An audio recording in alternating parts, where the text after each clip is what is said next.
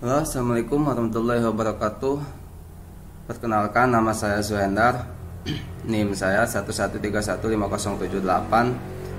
Saya di sini sedang melaksanakan kuliah di Universitas Serang Raya, jurusan Sistem Komputer, semester 5. Di sini saya akan menjelaskan tentang TCP/IP.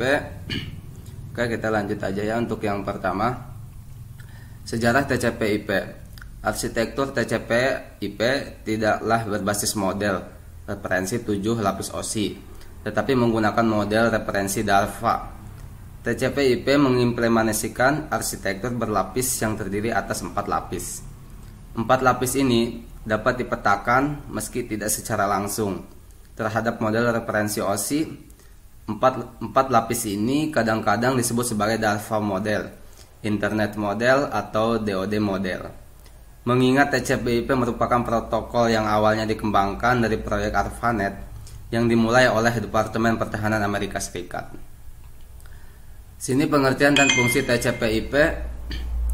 TCP/IP adalah singkatan dari Transmission Control Protocol atau Internet Protocol, yang bertugas menerima pesan elektronik dengan panjang sembarang dan membaginya ke dalam bagian-bagian berukuran 64 kilobit. IP mengambil bagian-bagian, memeriksa ketepatan bagian-bagian, pengalamatan ke sasaran yang dituju, dan memastikan apakah bagian-bagian tersebut sudah dikirim dengan urutan yang benar. Protokol ini menggunakan skema pengalamatan yang sederhana yang disebut sebagai alamat IP address, yang mengizinkan hingga beberapa ratus juta komputer untuk dapat saling berhubung satu sama lainnya di internet.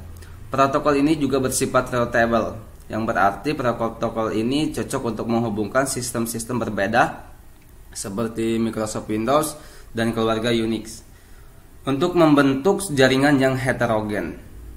Skema TCP/IP dan OSI layer. Ini adalah skemanya. Di sini yang di sebelah kiri ada OSI referensi model, dan yang sebelah kanan TCP/IP referensi model. Bisa nanti kita lihat aja ya. Kita perhatikan aja. Untuk yang selanjutnya, network access berfungsi mendefinisikan protokol-protokol dan hardware-hardware yang digunakan dalam pengiriman data.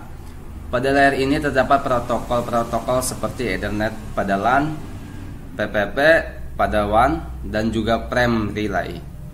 Internet Layer menentukan format paket dan protokol resmi yang disebut IP. Mengirimkan paket-paket IP yang berisi informasi tujuan paket tersebut, routing packet. Protokol Internet Control Message Protocol, atau biasa disingkat dari ICMP. Address Resolution Protocol ARV. Reverse Address Resolution Protocol RARV, atau Internet Protocol AV. Transport ini Transmission Control Protocol, untuk memecah data menjadi paket-paket dan meneruskan ke Internet Layer. User Datagram Protocol yang tidak bisa diandalkan bagi aplikasi-aplikasi yang tidak memerlukan pengurutan TCP. Application. Model TCP/IP tidak memiliki session layer dan presentasi layer. Layer ini terdapat di puncak model TCP atau IP. Protokol dalam layer ini seperti Telnet, SMTP, DNS, HTTP, HTTPS. Ini adalah TCP/IP versus OSI. OSI layer memiliki 7 buah layer, dan sedangkan TCP/IP hanya memiliki 4 layer. TCP/IP layer merupakan protokol spesifik, sedangkan OSI layer adalah protokol independen. Layer teratas pada OSI layer yaitu application, presentation, dan session direpresentasikan ke dalam satu lapisan layer TCP/IP, yaitu layer. Semua standar yang digunakan pada jaringan TCP/IP dapat diperoleh secara cuma-cuma dari berbagai komputer dari internet, tidak seperti OSI. Perkembangan ISO atau OSI tersendat tidak seperti TCP/IP. Untuk jangka panjang, kemungkinan TCP/IP akan menjadi standar dunia jaringan komputer, tidak seperti OSI. OSI mengembangkan modelnya berdasarkan teori, sedangkan TCP mengembangkan modelnya setelah sudah diimplementasikan. TCP/IP mengombinasikan presentasian dan session layer OSI ke dalam aplikasi layer. TCP/IP mengombinasikan data link dan physical layer OSI ke dalam satu layer. TCP/IP lebih sederhana dengan 4 layer.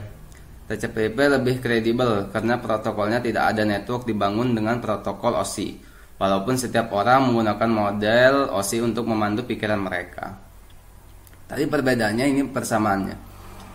Keduanya memiliki layar lapisan. Sama-sama memiliki aplikasi layer meskipun memiliki layanan yang berbeda, memiliki transport dan network layer yang sama. Asumsi dasar keduanya adalah menggunakan teknologi packet switching. Dua-duanya punya transport dan network layer yang bisa diperbandingkan. Dua-duanya menggunakan teknologi packet switching, bukan circuit switching. Teknologi circuit switching digunakan pada analog telepon.